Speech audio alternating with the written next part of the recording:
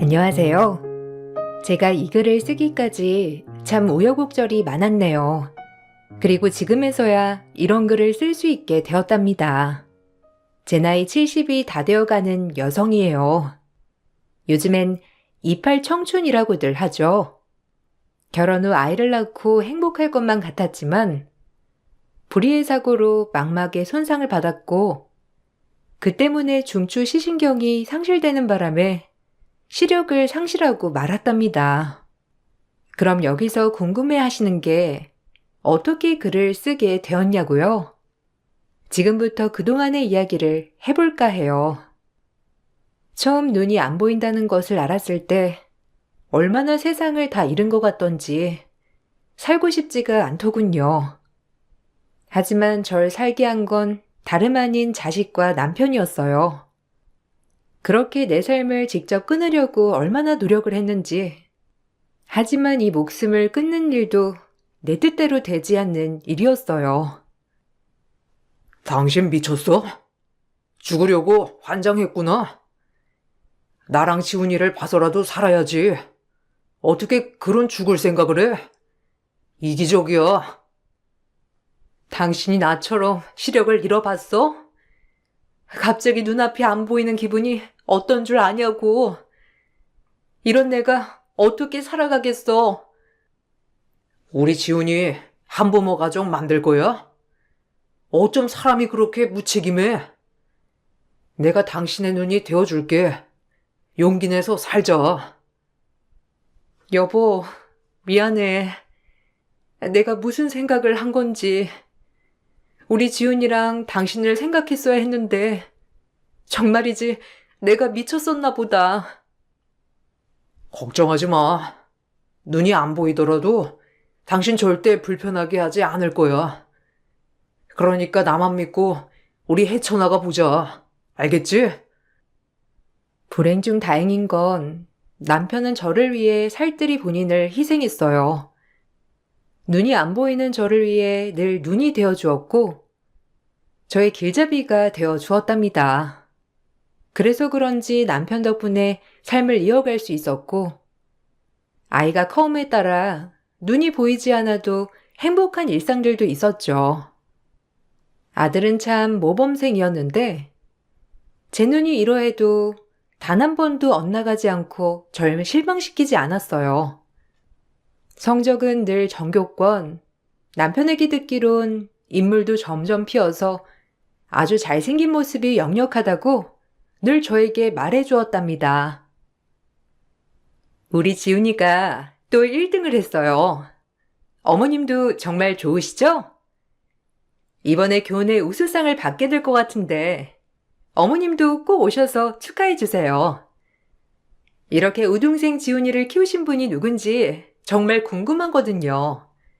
어머님, 이번엔 오실 거죠? 아니요. 제가 사정이 있어서 학교에 가진 못할 것 같아요. 바쁘기도 하고. 아빠가 방문할 거니 걱정 마세요. 어머, 정말 아쉽네요. 지훈이한테도 어머님 좀 뵙고 싶다고 하면 안 된다고만 하고. 할 수 없죠. 그래도 어머님은 지훈이 때문에 행복하시겠어요. 공부도 잘하고 잘생기고 친구들도 많이 도와주는 착한 학생이거든요. 어머님 그럼 다음에 뵐 테니 그때 꼭 얼굴 보고 인사 나눠요. 사실 지훈이 같은 학생도 학생이지만 전 이 학생을 키우신 부모님이 더 궁금하거든요. 요즘엔 공부를 잘해도 인성이 엇나가는 애들이 많잖아요. 아휴, 제가 너무 수다를 떨었죠? 그럼 다음에 봬요, 어머님. 자식 학교 한번 못 가는 서러움은 있었지만 이렇게 선생님을 통해 듣는 아들은 대단히 모범생이었고 우등생이었어요. 그리고 고려대학교를 우수 장학생으로 입학을 하였고 아들은 대학교에서도 늘 장학금만 받는 아들이었고 그렇게 사회에 나왔죠. 눈 안 보이는 엄마 밑에서도 기죽지 않고 열심히 큰 것만 같아 늘 아들에겐 미안하고 고마웠어요. 그리고 그 아들이 결혼을 한다고 신부감을 데리고 왔을 때부터 전 크게 상심하는 일이 발생했습니다. 남편과 아들이 다투는 소리를 듣게 되었거든요. 한 번도 실망을 시키지 않았던 터라 이번에도 아무 일 없이 지나갈 줄만 알았는데 아들은 절 언제나 창피해하고 있었답니다. 괘씸한 것, 네 엄마를 창피해해? 그러고도 네가 사람이야? 네 엄마가 얼마나 널 끔찍이 생각하는데 어쩜 그래? 지은이는 괜찮은데 지은이 부모님 뵙기가 좀 그래서 그래요. 저 이렇게 잘난 줄 아는데 엄마가 시각장애인이라고 하면 절 어떻게 보겠어요? 가뜩이나 맨손으로 여기까지 왔는데 그런 동정까지 받고 싶진 않다고요. 아빠는 제 마음 절대 모르시겠죠? 그런 집안이라면 결혼을 애초에 때려치워. 나도 그런 집안 며느리 보기 싫으니까. 고얀 것, 너 같은 건 아들이라고. 네 엄마가 얼마나 너한테 미안해 하는 줄 알아? 사실 너한테 미안해 할 일도 아니지. 본인은 얼마나 상심이 클 거야? 그래도 너 기 안 죽인다고? 혹시나 해서 학교 다닐 때도 늘 네 걱정이 학교 한번 안 찾아간 엄마다. 그런 엄마한테 미안해하질 못할 망정. 그러게 누가 다치래요? 엄마가 조심성 없어서 눈 다친 거 가지고 왜 제가 이런 고통을 당해야 하냐고요? 마음이 참 아프더라고요. 괘씸하기도 하다가 그래도 아무것도 해준 것 없는 제가 미안하면서도 솔직히 할 말이 없었습니다. 그리고 결국에 며느리 될 사람이 먼저 저희 집에 인사를 오게 되었는데 보이진 않아도 알 수 있을 것 같았어요. 말투나 행동을 느끼면서 말이죠. 그 며느리는 저를 동정하는 시선과 함께 그렇게 좋아하는 것 같지 않은 느낌을 받게 되었거든요. 눈이 안 보임과 동시에 오히려 사람들과 같이 있을 때 그 공기만으로도 절 어떻게 대하는지 잘 느낄 수 있게 된 저였어요. 어머, 어머님, 진짜 안 보이신다더니 정말이네요. 저 시각장애인 처음 봐서 너무 신기해요. 혹시 골든 레트리버는 없나요? 그 시각장애인들 보면 강아지 한 마리씩 데리고 다니던데 제가 강아지를 정말 좋아하거든요. 아쉽다 정말. 어머, 그래? 난 그래도 지훈 아빠가 많이 도와줘서 괜찮아. 그리고 이렇게 된 지가 좀 되어서 사실 익숙하기도 하고. 아니 그럼 결혼식 날 저희 엄마랑 화촉점화는 못하는 거 아니에요? 하긴 그렇게 나서면 좀 곤란하긴 하겠죠. 뭐야? 곤란하다니? 그게 무슨 뜻이야? 최지훈, 너 이러려고 결혼한다고 한 거였어? 됐고, 나가봐. 네 엄마 무시하는 인간들 아들이고 며느리고 다 필요 없어. 개념이 없는 건지 공부만 잘할 줄 알지 인성이라곤 아주 개차반이야. 아유, 여보, 그만해요. 아우, 좋은 날 왜 저런담? 제가 눈이 이런 건 맞잖아요. 지훈아, 그냥 오늘은 지은이 데리고 가라. 니네 아빠 흥분해서 말리기 힘들어. 내가 괜찮다는데 참 왜 그러셔 정말. 여보, 그만해요. 지은아, 내가 미안해. 됐어. 지까지 것들이랑 손절하면 그만이야. 누가 아쉽다고? 네 엄마 함부로 대하는 사람들은 자식으로 인정 못해. 어머, 아버님, 오해세요. 전 그냥 정말 현실을 얘기한 건데. 언제 늦셨으면 어머님 죄송합니다. 오해 푸셔요. 아, 그래요. 뭘 이런 걸 가지고 화를 내세요? 엄마, 지은이가 얘기한 거 별 뜻 없으니까 오해하지 않으실 거죠? 행여나 아들과 남편의 사이가 멀어질까봐 오히려 마음이 안 좋아서 더욱더 괜찮은 척을 했습니다. 그리고 결혼식 날짜까지 잡고 상견례를 패스한다는 아들을 보니 역시나 제 눈 때문에 그런 것 같아 의기소침해지더라고요.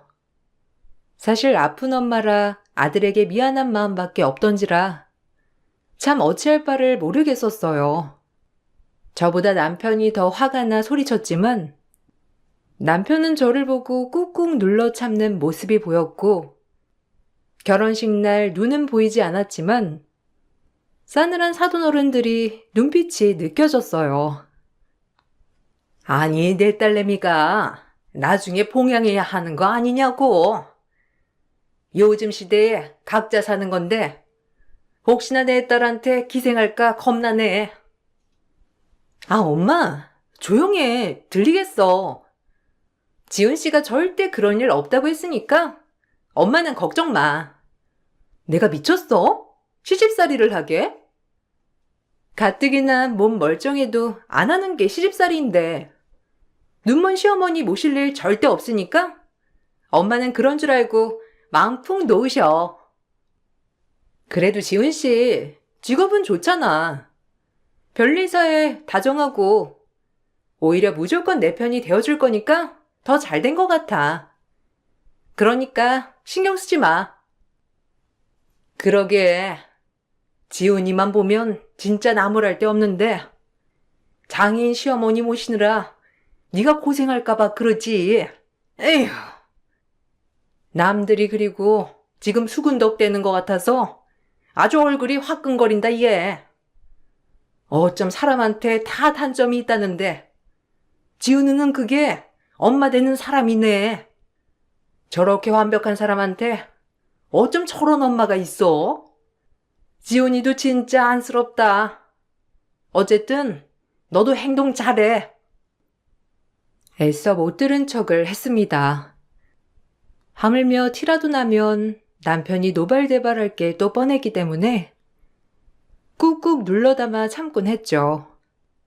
그리고 눈이 멀어 아무것도 해주지 못한 엄마에게 벗어나 이제라도 자신감 있고 당당하게 살아가라고 아들을 위해 기원했어요. 그렇게 하나뿐인 아들을 결혼시켰으나 저의 눈이 되어주던 남편이 갑작스러운 심장마비로 사망하고 말았습니다. 아들을 장가 보낸 지 2달 만에 일어난 일이었고 정말 살아갈 수 없을 것 같은 느낌이 들더라고요. 장례식장에서 전 오열을 했어요. 이렇게 가버리면 나보고 어쩌라고. 당신 나한테 이럴 수가 있는 거야? 나 혼자 어떻게 살라고. 그렇게 나보고 오래 살자고 해놓고 무정한 사람아. 당신 진짜 그러는 거 아니야. 사람 아무것도 못하게 만들고 정말 너무한다. 제가 이렇게 땅이 꺼져라 울어댈 때 아들과 며느리는 아무 말이 없었어요. 보이지가 않으니 참 답답스러운 마음이 들었습니다. 그러다 문득 상주 휴게실에서 며느리가 아들에게 하는 소리를 듣고 또다시 마음이 무너져 내리는 것 같더라고요. 아, 이제 어머님 어째? 설마 우리가 모셔야 하는 거 아니지? 분명히 말했어. 나 심청이 아니라고.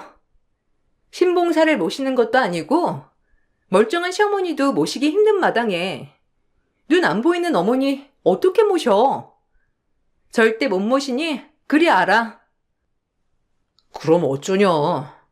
아빠가 엄마 앞으로 집이며 건물이며 해놓고 갔는데 이럴 줄 알고 엄마 앞으로 해놓은 거야. 애초에 건물이나 땅을 사실 때부터 늘 엄마 이름으로 사셨거든. 혹시라도 본인이 잘못되면 내가 물려받으니까 그걸 못하게 하려고 엄마 이름으로 해놓으신 거라고. 아, 진짜 일단 엄마한테 잘해드리고 돈을 얘기하던지 하자. 와, 진짜 아버님 끝까지 속썩이시네. 아니 아들 하나밖에 없는데 뭘 그렇게 아들한테 야박해? 부인 사랑 끔찍하네, 진짜. 일단 엄마한테 좀 잘해드리자. 그리고 슬슬 구슬려서 우리 이름으로 해놓으면 되지. 그러니까 화 풀고 내 말 잘 들어. 이럴 줄 알았으면 지훈 씨랑 결혼 안 했지. 꼼짝없이 어머님 모시게 된 거 아니지? 나 진짜 그러면 곤란해. 우리 엄마도 가만 안 있을 거야. 그러니까 자기가 중간에서 잘 정리해줘. 어머님도 눈먼 지 오래되셔서 일상생활은 다 잘할 거 아니야. 하나밖에 없는 자식을 이렇게 키웠다니 참 억장이 무너졌습니다. 내가 잘못한 것은 불의의 사고로 시력을 잃은 게 전부인데 도대체 왜 이런 취급을 받아야 하는지 모르겠더라고요. 그동안 아들에게 미안해서 그렇게 죄인처럼 행동한 게 아들을 더 이런 길로 빠지게 한 것 같아 저도 잘못했음을 많이 느끼게 되었고 이제라도 올바르게 다 바로 잡아야겠다고 느꼈어요. 그리고 마음을 굳게 먹고 남편의 장례가 끝난 뒤 역시나 아들네에는 저에게 살갑게 굴더라고요. 재산 때문에 그런 것 같았어요. 어머님, 아버님 그렇게 가시고 힘드시죠? 그래도 저희가 있으니까 너무 힘들지 않으셨으면 좋겠어요. 지훈 씨 있잖아요. 그래, 엄마. 저 있으니까 이제 아빠 빈자리 그만 느끼시고 저한테 의지하세요. 제가 엄마 눈이 되어 드릴게요. 내가 아무리 눈이 멀었다 한들 귀까지 멀었는 줄 아니? 너희가 한 얘기 전부 들었어. 누굴 호구로 알아? 건물이며 집이 다 내 명의로 되어 있으니 지금 그러는 거 아니야. 너네 아빠가 성견지명이 있으셨던 거지. 널 잘 안 거야. 아, 엄마. 말이 그렇단 거지. 제가 설마 엄마를 모른 척 하겠어요? 저 그렇게 야비한 놈 아닙니다. 그냥 그때는 저도 당황스럽기도 하고 지훈이 충격도 크니까 말이 헛나온 거예요. 설마 아들이 엄마를 버리겠냐고요. 엄마도 참. 오히려 큰 소리를 내는 아들이었고 그때 했던 말이 무색하게 몇 달을 저와 지내며 남편처럼 저의 눈이 되어 주었어요. 처음엔 저 속셈에 넘어가지 않으리라고 다짐을 했지만 며느리도 그렇고 아들도 저를 살뜰히 아끼는 모습을 보여주었답니다. 제가 어머님이랑 이렇게 가까이 지내다 보니 어머님이 얼마나 힘드신 삶을 살아왔는지 다 알 것 같아요. 그동안 제가 어머님한테 함부로 군 거 정말 용서해 주세요. 우리 앞으로 살아갈 날이 많은데 그동안에 제가 했던 철없던 행동들은 다 잊고 엄마와 딸처럼 지냈으면 좋겠어요, 어머님. 제가 그때 일을 반성하면서 정말 어머님께 잘할 거니까 꼭 지켜봐 주시고요. 그래, 엄마. 지은이가 밤마다 엄마한테 진짜 죄송하다고 얼마나 우는지 몰라. 오히려 내가 더 미안해진다니까. 어머, 그래? 네 아빠 그렇게 가고 진짜 살아갈 맛이 안 났는데 요즘엔 그래도 너랑 지은이 덕분에 웃을 때도 있어. 그래, 그땐 너희도 당황하기도 하면서 앞이 캄캄했겠지. 그래서 말실수한 거라고 생각하마. 우리 그럼 잘 지내보자. 며느리의 진심 어린 사과, 그리고 아들이 보여준 진정성에 앞으로 잘 지내면 되겠다고 생각이 들었습니다. 남편이 없어서 슬픈 마음은 굴뚝 같았지만 그래도 아들네를 보면서 살아야겠다고 생각했어요. 그렇게 한 몇 년쯤 지났을까?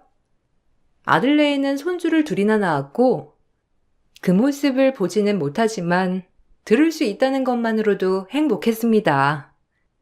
그리고 그렇게 시간이 지나다 보니 저 역시 아들네뿐이 없다고 믿게 되었고 저 역시 최대한 피해를 끼치지 말아야겠다고 생각했어요.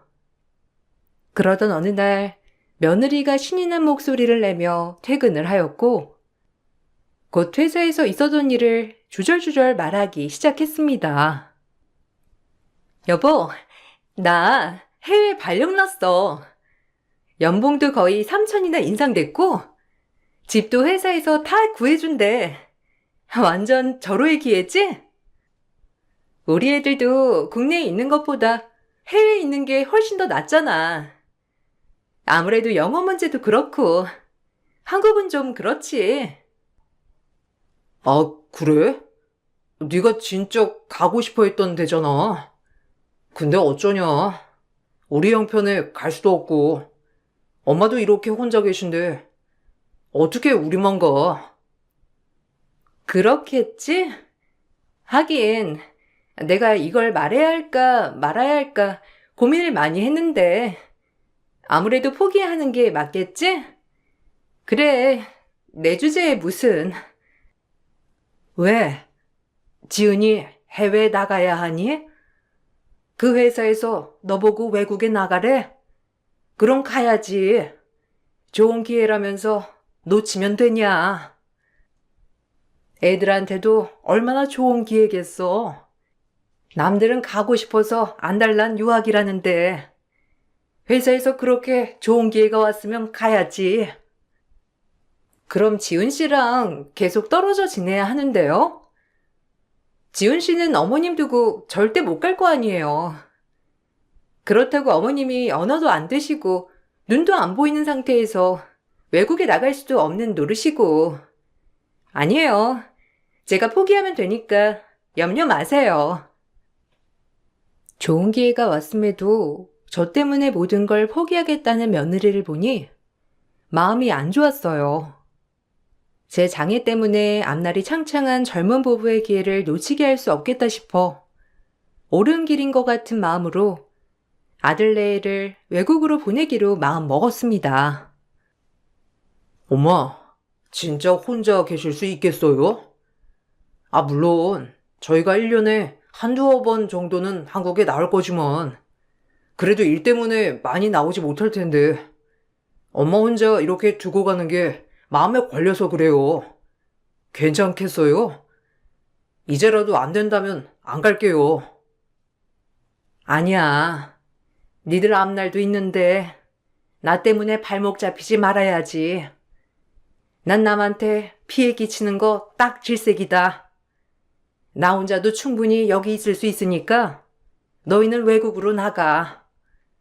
그래야 애들도 그렇고 너희도 앞날이 탄탄대로일 거 아니야. 난 괜찮아.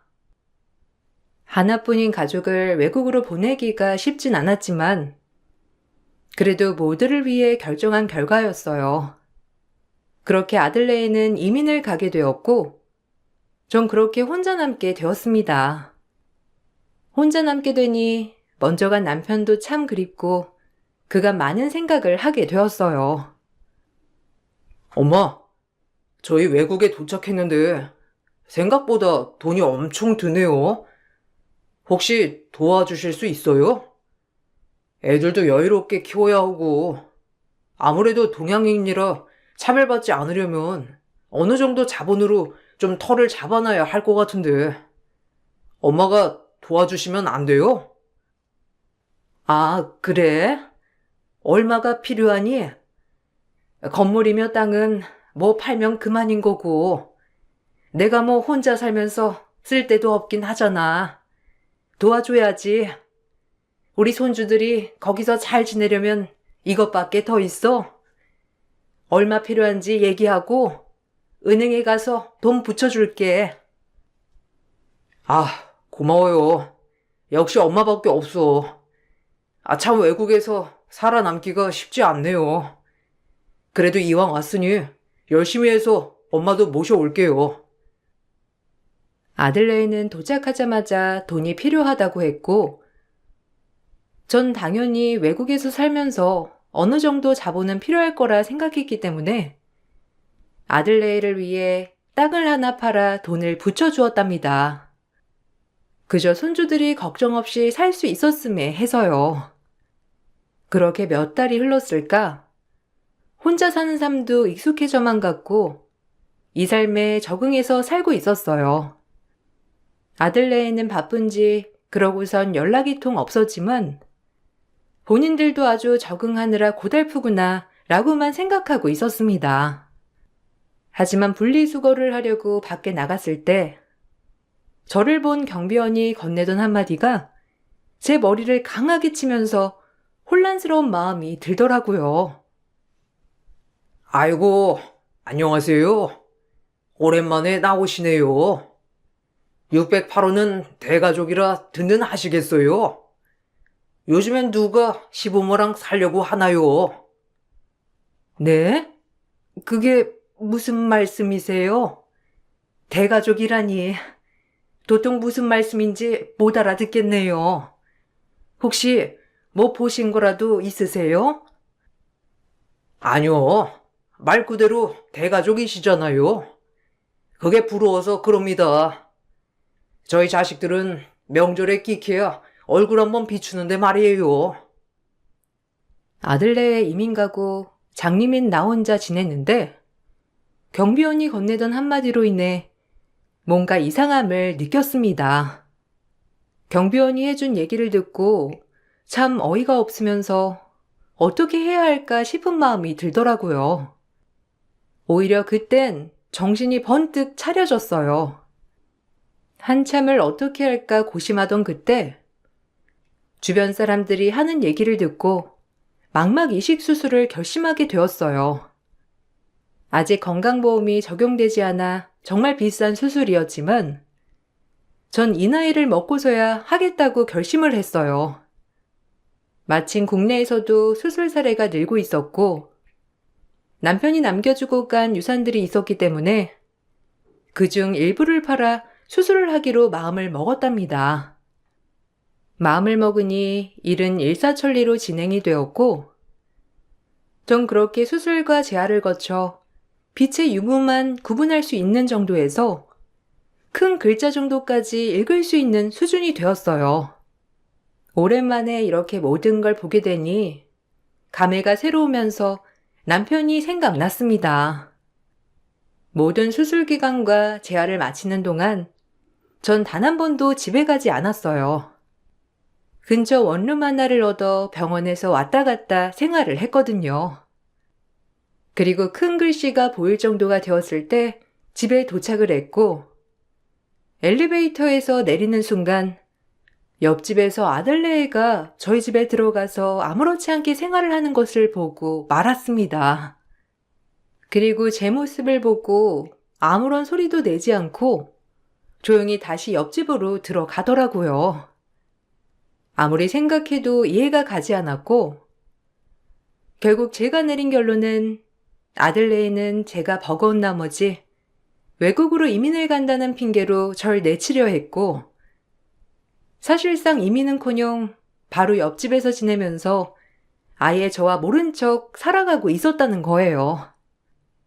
저에게 척을 지면 제 이름으로 되어 있는 재산을 모두 받지 못할 것 같아서 말이죠. 급히 망막 이식을 하고 집에 온 순간 나만 몰랐던 광경이 펼쳐졌다는 게 참 우습고 어이가 없어 웃음이 나왔습니다. 아니 진짜, 아니 어떻게 이런 일이. 와, 정말 세상에 믿을 사람 하나 없다더니 자식까지 나에게 뒤통수를 칠 줄이야. 제가 그 광경을 보고 혼잣말을 하면서 웃자 며느리와 아들은 둘이 저를 번갈아 보면서 의아해 했습니다. 그때까지 아무런 소리도 내지 않은 채 그저 눈치만 살필 뿐이었어요. 얼마나 기가 차던지 정말 화가 머리끝까지 나더라고요. 전방에 최지훈, 그리고 최지훈 옆에 싹퉁바가지. 내가 너네 안 보일 것 같니? 인간들이 인간 같지가 않아서. 엄마, 저희가 보여요? 아니, 어떻게. 사실 미국에서 온 지 좀 됐는데 엄마가 안 계셔서 인사를 못 드렸어요. 어머, 그러게요. 어머님, 어떻게 된 거세요? 저희가 보이다니, 뭐 갑자기 시력이 확 좋아지기라도 한 거예요? 그래, 너네 요절 내려고 막막이식 하고 왔다. 이것들 가만 안 둬. 당장 내 집에서 나가. 그리고 너네 나한테 땡전 한 푼 못 얻어갈 테니 그리 알아. 너희가 제일 무서워하는 게 돈이지? 인성도 양심도 다 저버린 것들이 돈을 제일 중요시 생각하지.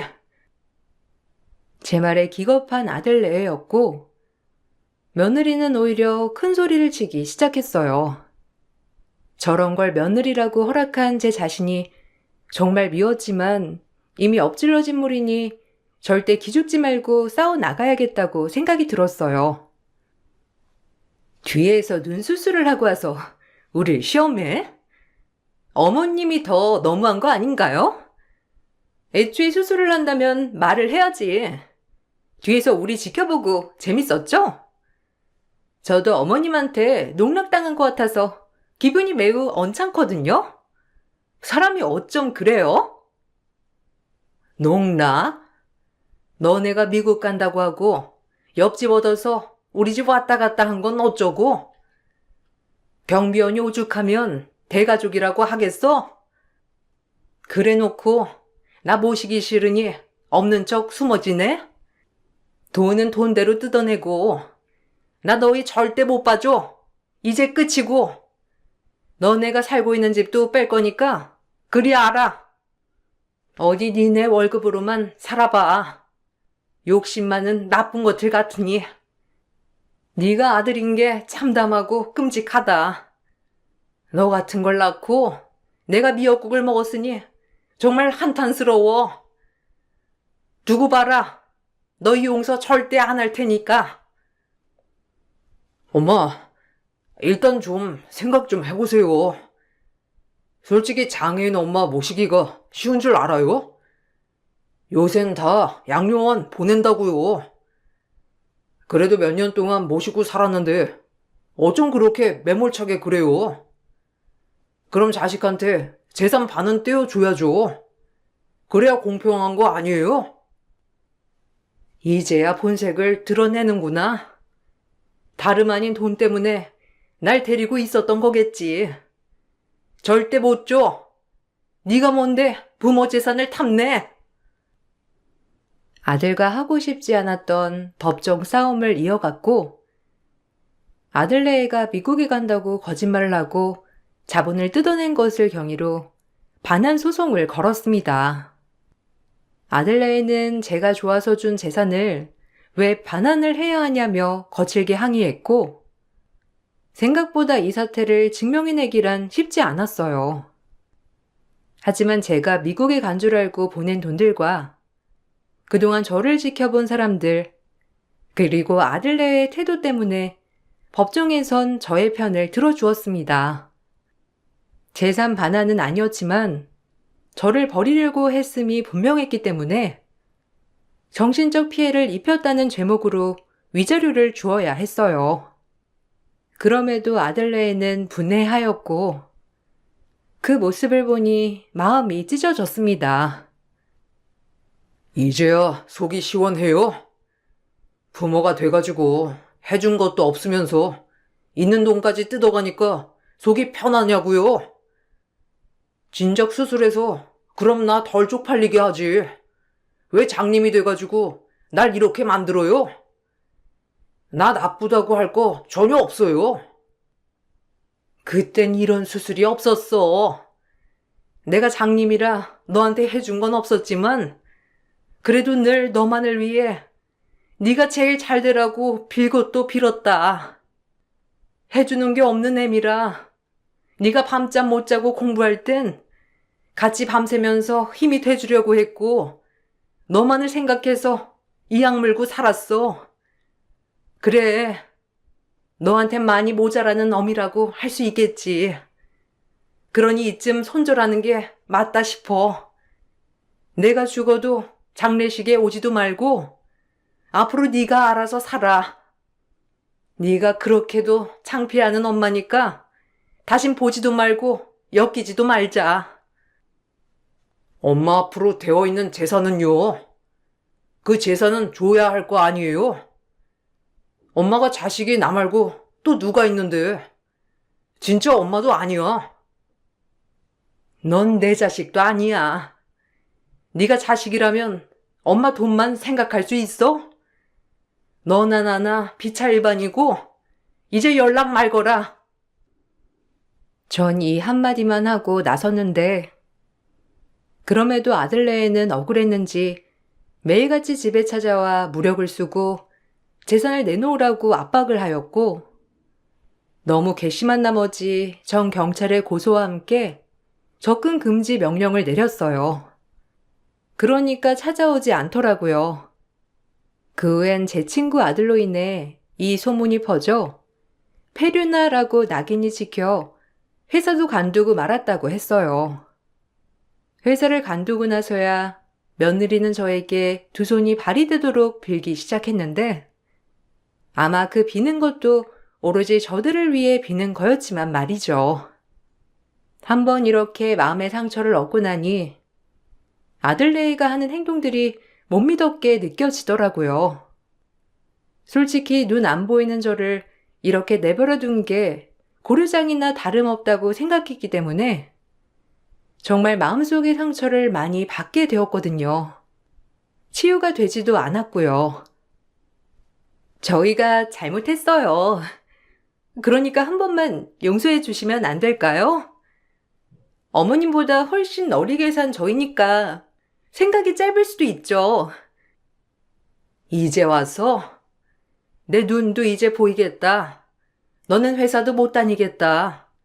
이제 돈을 어디서 구하나 싶어서 그러는 거니? 다신 안 속아. 저희 애들이 불쌍하지도 않으세요? 어머님, 저희 애들은 잘못 없으니까 제발요. 한 번만 봐주시면 다신 안 그럴게요. 네 남편 직업 좋잖니. 그러니까 알아서 벌어먹고 살아. 난 너희와 다시는 엮이고 싶지 않으니 빌지도 말고 찾아오지도 마. 어머님, 이인은 그러지 말자고 한 건데 제가 그러자고 한 거예요. 그러니까 한 번만 용서해 주세요. 부탁드릴게요. 이제 와서 손주들을 핑계로 계속해서 사과를 하러 찾아왔어요. 그럼에도 다시는 속지 않기로 했기 때문에 며느리의 사과를 대차게 거절했고 아직까지 제 재산이 탐나는지 주말마다 손주들을 보내고 있습니다. 저야 손주들이야 보고 싶으니 한 번씩 손주들을 만나기도 하지만 아들네랑은 아예 연락하지 않고 지내고 있답니다. 다행인 건 자식들은 정상으로 키웠는지 손주들이 아주 저를 많이 따라서 참 귀엽게 느껴지고 있어요. 사실 엄마로서 아들한테 해준 게 없는 것 같아 마음 한편이 무거웠는데 그것들을 지금 손주들한테는 아낌없이 해주고 있답니다. 그나마 작은 선물 같은 존재라고 생각해요. 할머니, 난 할머니가 세상에서 제일 좋아요. 내가 할머니 눈 불편하니까 이렇게 손 꼭 잡고 다닐게요. 아이고, 우리 손녀 착하기도 하지. 할머니가 우리 아랑이 때문에 사는 거다. 아랑이 없으면 어쨌을꼬. 할머니, 나는요? 나도 할머니 눈 안 좋으니까 내가 할머니 손 잡을 건데. 언니 말고 내가 할머니 안 낼 거야. 할머니가 늙음하게 복이 터졌네. 우리 손주들이 이렇게 할머니 손잡고 걸어주고. 고맙다, 우리 아랑이랑 아름이. 할머니, 우리랑 오래오래 살아야 하니까 건강하셔야 해요. 그래야 언니랑 제가 일요일마다 할머니네 오죠. 그나마 자식한테 서름당한 이 마음을 손주들이 보상해 주는 것 같아 하루하루 감사한 마음으로 지내고 있답니다. 다시 한번 생각해봐도 아마 남편이 살아생전 재산들을 제 앞으로 해놓지 않았으면 지금도 여전히 눈 수술은 물론이고 아들네가 이렇게 아쉽다고 찾아오지도 않았겠죠? 글을 쓰다 보니 남편이 너무 그립네요. 수술을 했다고 하더라도 눈이 온전하지 않은지라 이 글을 쓰는 데만 5일이 걸렸어요. 그것도 힘들어서 사실 제 가장 친하고 비밀을 털어놓을 수 있는 노인정 친구에게 부탁을 하여 글의 도움을 받았답니다. 그럼에도 이렇게 글을 쓰는 이유는 여기 올라오는 사연들을 매일 경청하면서 저 또한 위로를 받고 있기 때문이에요. 혹시라도 제 글을 듣고 도움이 되시는 분들이 계시지 않을까 이렇게 글을 썼습니다. 앞으로 제가 어떻게 될지는 모르겠지만 이렇게 그냥 건강히 있다가 남편을 만나러 가고 싶은 마음이에요. 남편에게 부끄럽지 않기 위해 또 오늘 하루도 열심히 살아내야겠죠. 여러분들 제 글을 들어주셔서 정말 감사합니다. 좋은 하루 보내세요. 안녕하세요. 저는 40대 중반 여자입니다. 사람은 누구나 잘못은 할 수 있다고 생각합니다.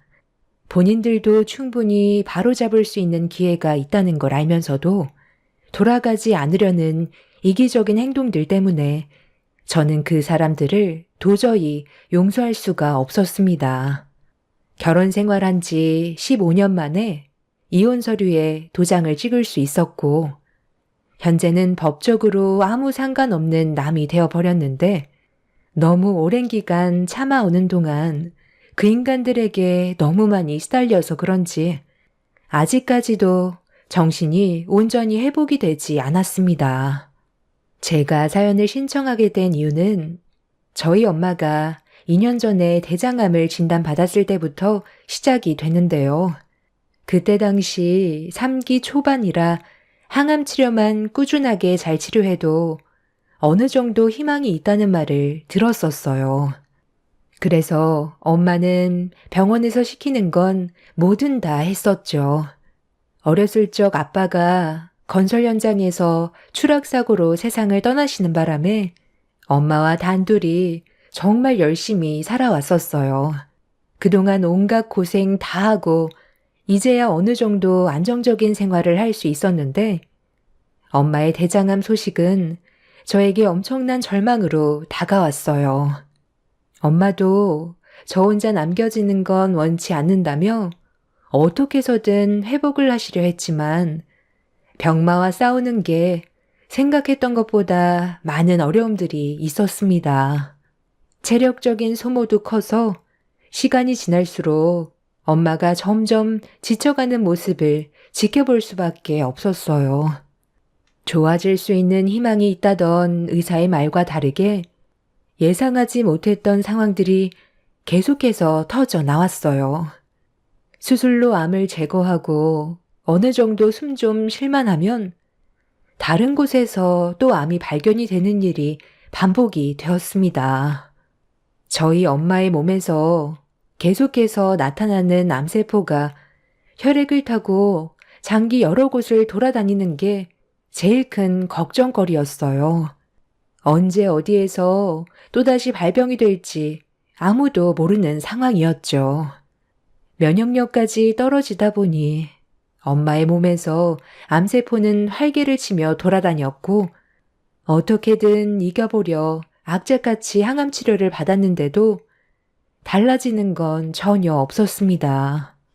그렇게 암과 싸워온 지 2년의 시간이 흐른 끝에 좋아질 수 있을 거라는 희망은 절망으로 바뀌어 버렸고 저는 엄마를 떠나보낼 준비를 해야만 했어요. 절대로 제 곁을 떠나지 않겠다던 엄마가 저와 작별하려고 숨을 거칠게 호흡하실 때 너무 무서웠습니다. 엄마가 떠나는 걸 상상조차 해본 적이 없었고 평생 제 옆에 있어줄 거라 믿고 있었는데 암이라는 질병 하나 때문에 엄마를 떠나보내야 한다는 게 가슴이 찢어질 정도로 너무 힘이 들었습니다. 그런데 이런 심각한 상황 속에 남편과 시모는 제 아픔을 어루만져 주기는커녕 오히려 축배를 들고 있었어요. 당신 지금 여기서 뭐 하는 짓이야? 우리 엄마 언제 떠나는지 보려고 구경 왔니? 맥주랑 땅콩 당장 안 치워? 여기가 무슨 영화 관람하는 극장이야? 아이, 오늘 내일 하신다면서.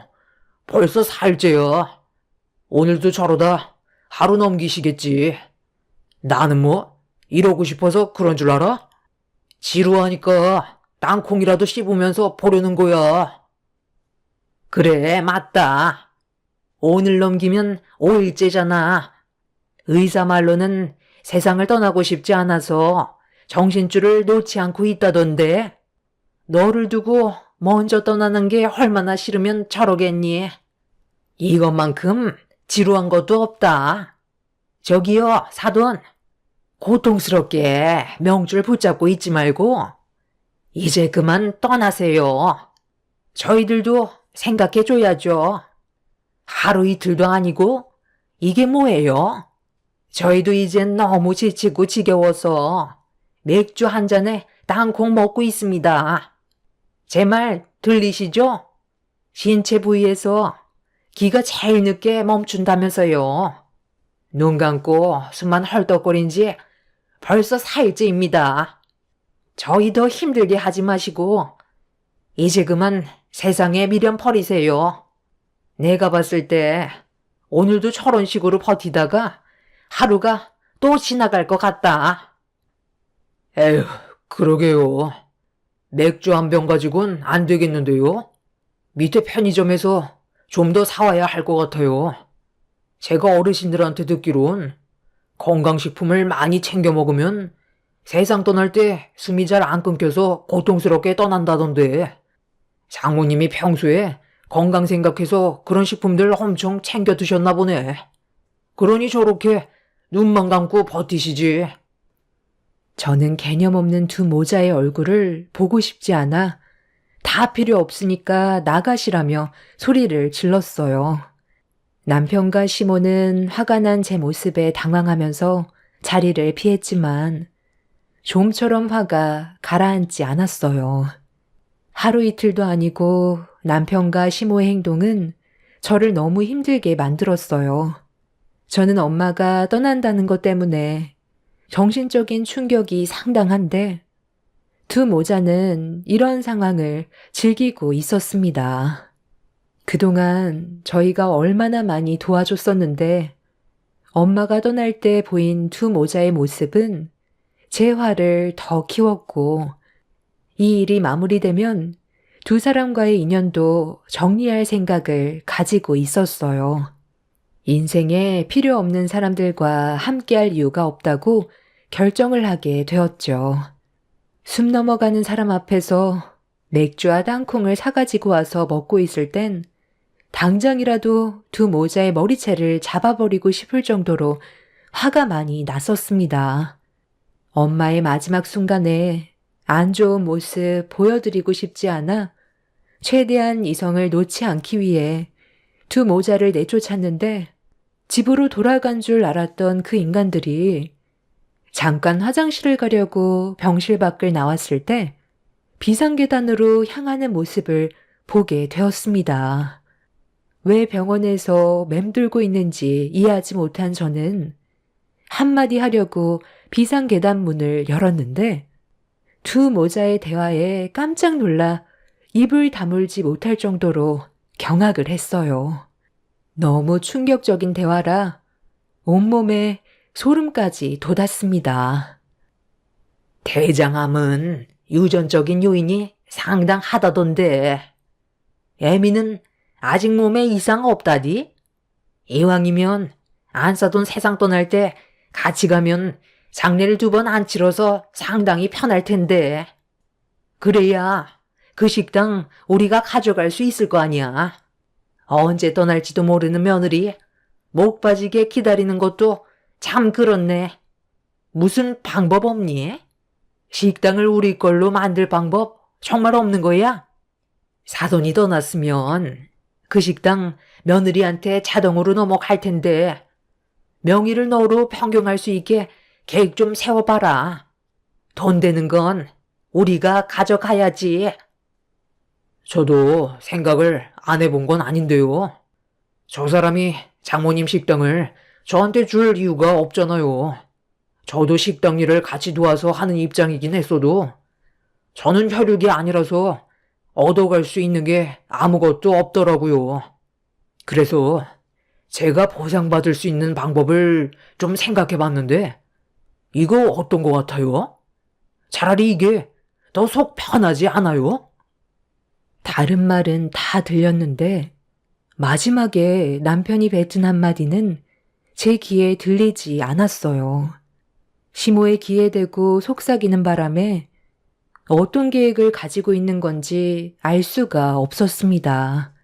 두 모자가 우리 집안을 어떻게 생각하고 있는지 충분히 알게 된 이후 이혼은 조금도 고민하지 않았어요. 한창 예민한 나이인 아이들이 마음에 걸리기는 했지만 그렇다고 이런 상황을 알고도 모른 척 지낼 수는 없었어요. 그렇게 되면 나중엔 저에게까지 피해가 올 수도 있었고 마지막에 듣지 못했던 남편의 한마디 때문에 불안해서 하루빨리 이혼을 하고 싶었습니다. 엄마가 세상을 떠난 뒤 3일장이 끝나는 순간 남편과의 이혼을 결정하게 되었고 비상계단에서 듣게 된 두 모자의 진짜 모습들에 더는 어떠한 미련조차 남아있지 않았어요. 엄마는 결국 마지막까지 놓지 않으려 했던 제 손을 놓게 되면서 끝내 버티지 못하시고 그날 세상을 떠나셨습니다. 사랑하는 사람이 곁을 떠나게 된다는 건 너무 가슴 아픈 일이었어요. 숨은 멎었는데 재혼은 따뜻했고 고통스러워하던 좀 전의 모습과는 다르게 평온을 되찾은 얼굴을 하고 있었습니다.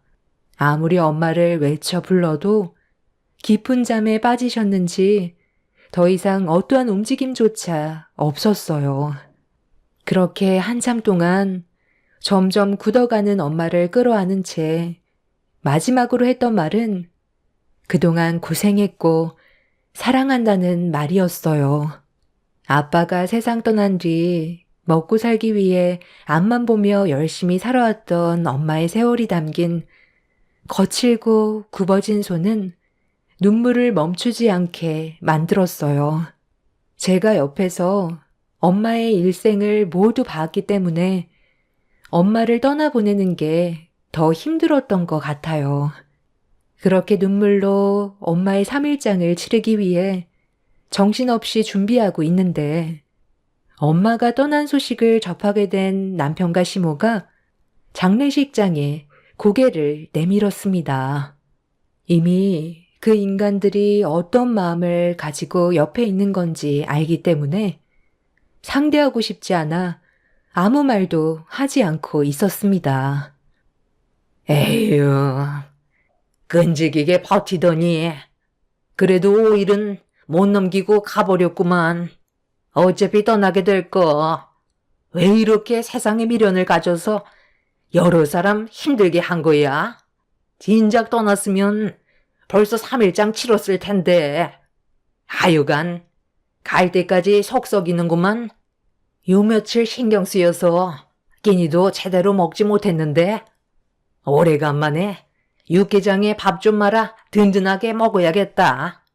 뭐니 해도 장례식은 육개장과 편육이지. 그리고 술이 빠져서야 되겠어. 애미 너도 그건 밥도 제대로 먹지 못했을 텐데 3일장 치르려면 체력이 많이 필요하니까 사람들 몰리기 전에 미리 밥 먹어두는 게 좋을 거다. 그런데 여기 공기가 왜 이렇게 냉한 거야? 다른 곳은 안 그러던데 여기만 유독 공기가 차갑네. 주위를 왜 둘러보세요? 뭐 찔리는 거라도 있는 거예요? 어머님이 지은 죄가 많으니까 그런가 보죠. 세상 떠날 날이 가까워오면 몸이 먼저 반응한다던데 어머님도 떠날 날이 얼마 남지 않았나 봐요. 우리 엄마가 먼저 가신 것뿐이지 어머님은 얼마나 오래 있을 것 같은데요. 그날이 하루라도 빨리 왔으면 좋겠어요. 당신 지금 말 다 했어? 우리 엄마는 아직까지 건강하시다고. 병실에서 맥주 한잔 한 것 때문에 아직까지 화가 덜 풀린 것 같은데 말 조심하는 게 좋을 거야. 나한테 방금 말 조심하라고 그랬어? 누가 먼저 잘못을 했는지 전혀 인지를 못하나 봐. 당신이랑 어머님이 하는 태도를 봐봐. 이게 지금 정상적인 집안이야? 그래도 우리 엄마한테 하루빨리 세상 떠났으면 좋겠다고 말을 하는 건 잘못된 거지. 장모님은 어차피 떠나게 될 상황이었잖아. 존말할 때 당장 사과드려. 늙으면 서러워서 못 산다고 하더니 그 말이 딱 맞나 보다. 하나밖에 없는 며느리의 눈치 보여 살 수 있겠니? 밥맛 떨어져서 먹고 싶지도 않다. 시모는 저로 인해 기분이 상했다면서 장례식장을 나가 버렸어요. 남편은 저에게 나중에 따로 얘기 좀 하자면서 서둘러 시모를 뒤따라 나갔습니다. 그리고 두 모자는 3일장을 치르는 동안 단 한 번도 장례식장에 오지 않았어요. 주변 지인분들의 도움으로 무사히 엄마의 장례식을 끝낼 수가 있었습니다. 그렇게 힘겨운 시간이 끝나고 정신줄 하나 붙잡아 집으로 들어가려는데 며칠간 식당 관리가 전혀 안 되어 있어서 대충 정리한 뒤 집으로 가야 할 것 같아 잠깐 식당을 먼저 가게 됐는데 문을 여는 순간 저는 눈앞에 펼쳐진 광경을 보고도 믿기 어려울 정도로 엄청난 충격을 받게 되었어요. 남편과 시모는 술이 가득으로 취해 제정신이 아니었고 처음 본 사람들은 웃고 떠들며 부어라 마셔라 하고 있었어요. 시모는 식당 안으로 들어온 저를 빤히 쳐다보더니 비틀거리면서 제 앞으로 걸어왔어요. 그리곤 다짜고짜 얼굴에 손을 올려 붙이더니 주머니에서 뭔가를 꺼내 저한테 던지면서 막말을 쉬지 않고 퍼부어 댔어요. 애미야. 그 카드 한도 최대로 높여놔라. 일일 한도가 낮춰져 있어서 돈을 마음대로 쓸 수가 없잖아. 내 아들이 그러는데 그 카드 안에 돈 꽤나 많다면서? 너희 엄마가 남긴 돈이면 우리 돈이나 마찬가지인데 필요한 곳에 사용하면 좋잖아. 그리고 식당에 음식들 이거 방치하면 상하니까 내 지인분들 좀 초대했다. 다시 부족한 음식들 좀 더 만들어내오고 냉장고에 술도 거의 다 떨어졌으니까 새로 채워놔라. 오늘 코가 삐뚤어질 정도로 마셔야 되니까 네가 신경 좀 써줘라. 장모님이 글쎄 나를 위해 선물을 준비해 줬더라고. 카운터에 장모님 지갑이 떡하니 올려져 있는데 체크 카드 하나만 보이더라. 어차피 장모님 세상 떠나셨고 이제 우리 돈이나 마찬가지인데 마음대로 사용해도 되잖아. 그래서 당신 장례 치르는 동안 나는 우리 엄마 한 번도 해드리지 못했던 명품 가방이나 옷들 몇 개 좀 해드리고 좋은 곳에서 바람 좀 쐬고 왔거든. 돈이라는 게 벌 때는 정말 힘든데 사용할 때는 순식간에 나가더라. 한 3천만 원 정도 사용한 것 같은데 괜찮지? 저는 남편의 말이 끝나자마자 얼굴에 손을 올려 버렸어요. 지금까지 살아오면서 두 모자가 제 인생의 제일 쓰레기였고 절대로 용서하고 싶지 않았어요. 이렇게까지 사람이 막 나갈 줄은 상상조차 하지 못했었는데 너무 큰 실망을 하게 된 저는 그 자리에서 바로 두 사람을 신고했어요. 남편은 자기 얼굴에 손을 댔다며 식당의 물건을 집어던지면서 난리를 쳤고 시모는 식당 하나 운영하면서 꼴에 있는 척 한다고 가족끼리 돈 좀 쓴 거 가지고 일을 크게 벌인다며 저에게 화를 내고 있었어요. 정상적인 사람들이 아니었죠. 그동안 살면서도 마음에 들지 않았지만 이 정도는 아니었었는데 엄마가 돌아가시고 나서부턴 자기들 세상인 것 마냥 상식 이하의 행동을 하는 그 인간들을 도저히 용서할 수가 없었습니다. 경찰들이 오고 남편과 시모의 행동에 대해 조사를 진행했는데 알고 보니 비상계단에서 대화를 나눴을 때 제가 듣지 못했던 한마디는 남편이 저희 엄마 식당 카운터에 지갑이 올려져 있는 걸 알고 있었는데 그 안에 체크카드로 돈을 좀 쓰자고 시모와 대화를 나눈 거였어요. 엄마 체크카드는 식재료 결제나 일상생활에 사용할 때 쓰는 카드라 식당 일을 함께 했던 남편도 카드를 몇 번 써왔었어요. 그래서 저 몰래 이런 계획을 했던 거였고 테이블 위에 올려져 있던 명품 가방들은 제 속을 뒤집어 놓았습니다. 가족들끼리 돈 좀 쓴 거 가지고 경찰까지 불러? 네가 아주 오늘 나랑 끝장내려고 작정을 했구나. 갈 때까지 가보자는 거야? 내 아들과 이혼을 하겠다고? 네가 원하는 대로 해줄 것 같니? 돈 그거 좀 썼다고 해서 인생이 달라지는 것도 아닌데 왜 이렇게 팍팍하게 꾸는 거야?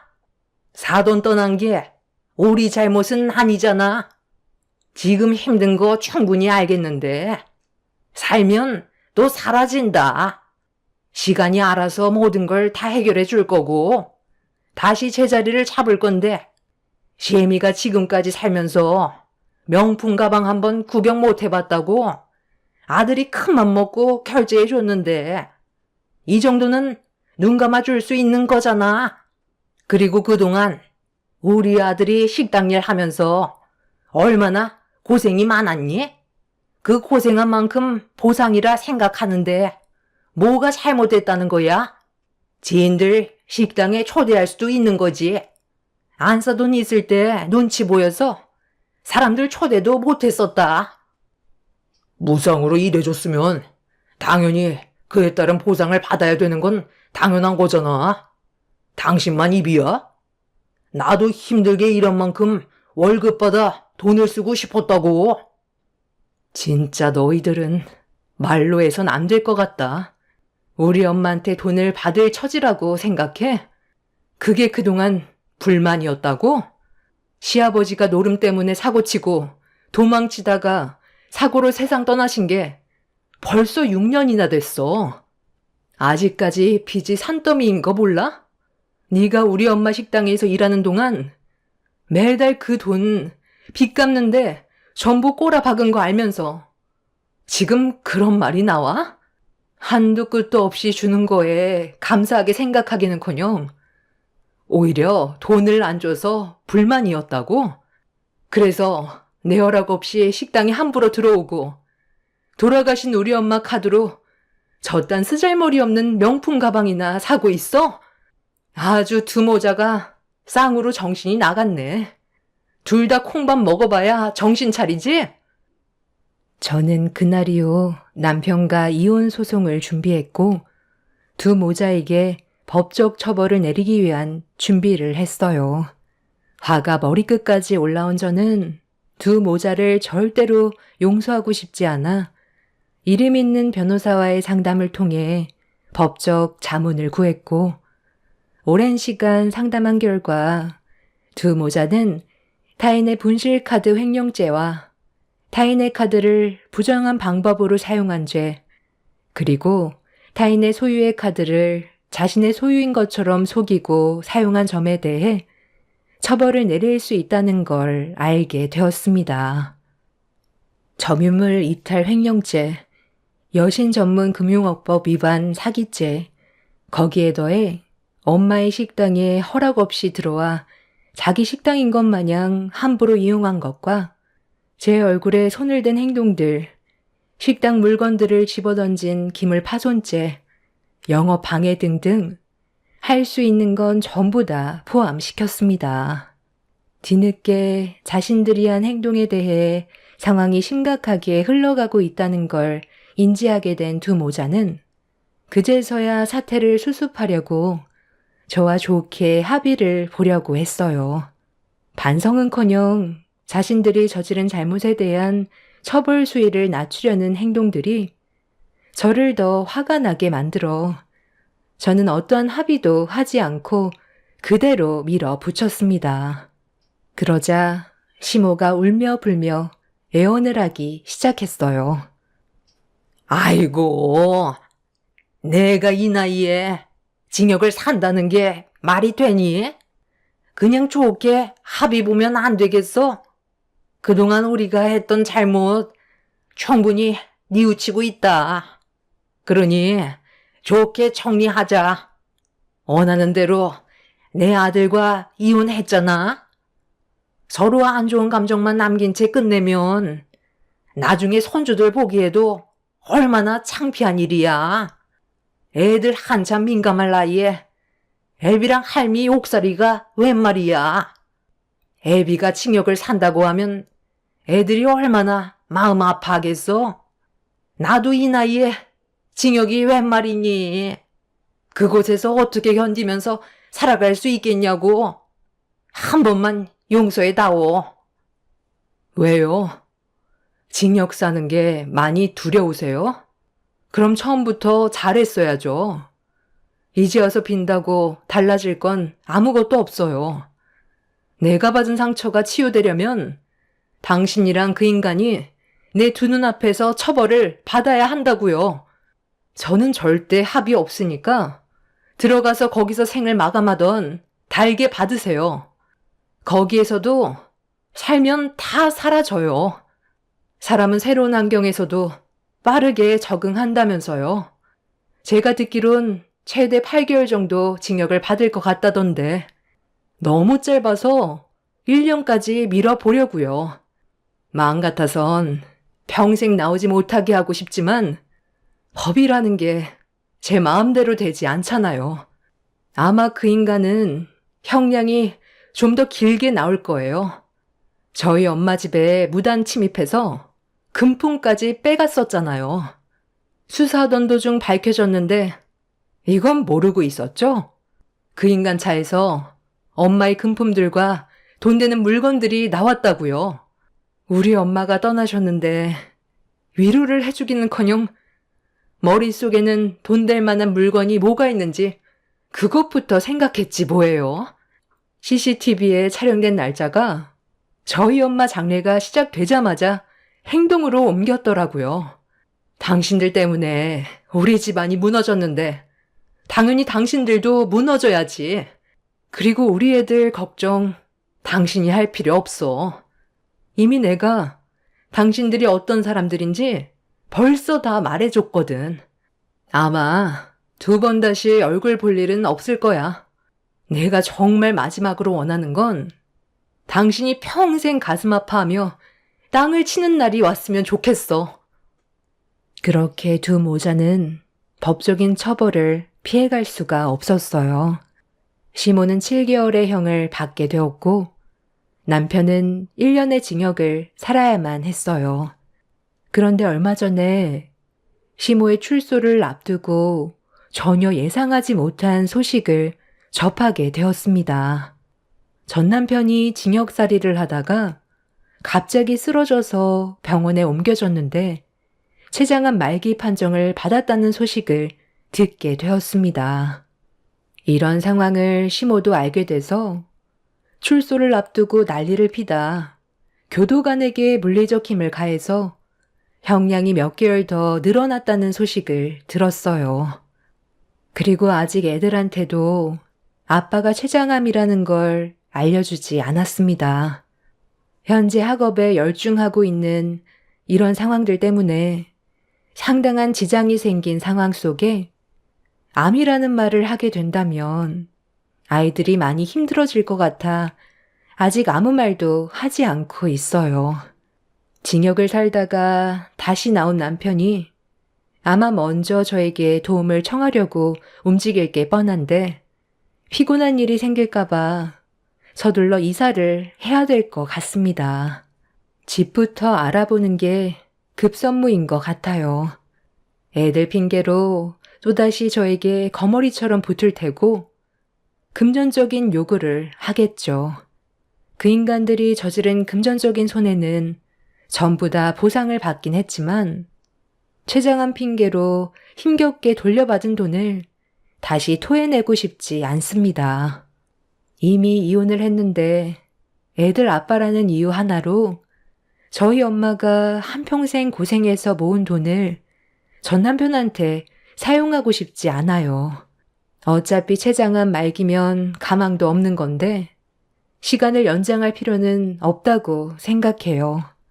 그 인간들이 불행해졌으면 좋겠다고 간절히 빌었었는데 이런 식으로 또 다른 전개가 펼쳐지게 될 거라곤 상상조차 하지 못했었는데 애들을 생각하면 이 또한 다행인지 불행인지 잘 모르겠어요.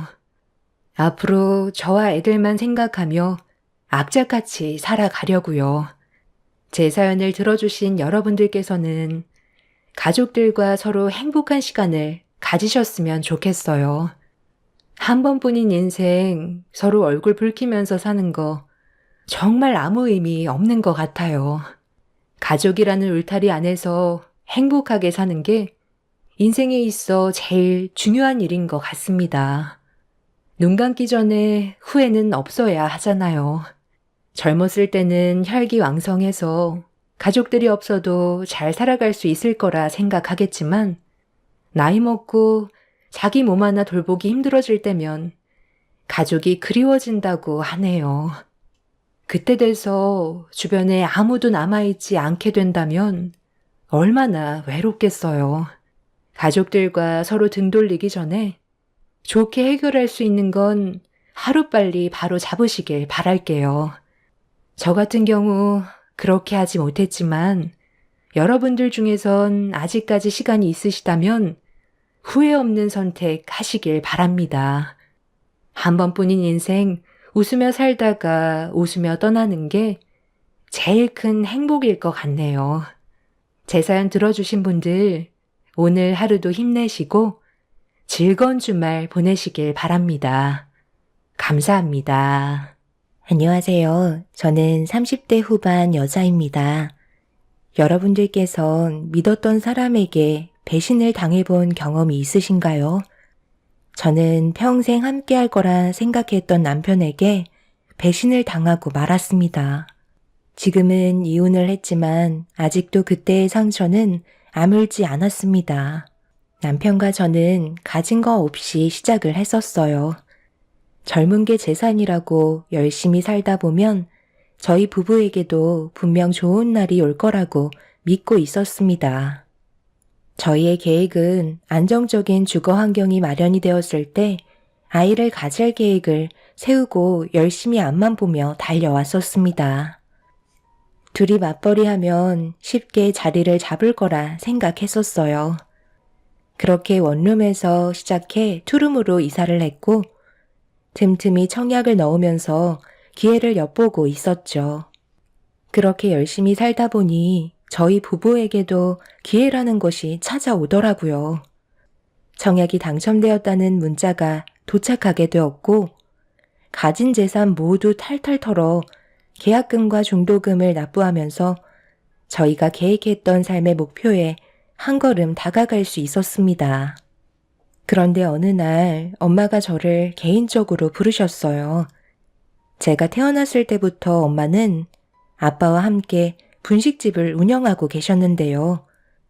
아빠가 일찍 세상을 떠나시면서 모든 걸 혼자서 감당하셔야만 하시다 보니 날이 갈수록 건강이 안 좋아지셨어요. 그래서 웬만하면 주말에 남편과 자주 찾아뵈었는데 그날은 저만 따로 부르시길래 뭔가 느낌이 좋지 않아 불안한 마음으로 분식집 문을 열고 들어가게 되었죠. 여자의 촉은 무시할 수 없는 게 엄마가 옆 건물의 부동산 사장님과 대화를 주고받고 계셨습니다. 엄마는 저를 보자마자 급하게 상황을 정리한 다음 밝게 웃으시며 반겨주셨어요. 그리고 제가 정말 좋아하는 떡볶이와 여러 가지 분식류를 제 앞에 내어주시며 많은 고민에 빠져있는 모습을 보여주고 계셨습니다. 엄마는 그늘진 얼굴로 조심스럽게 입을 여셨어요.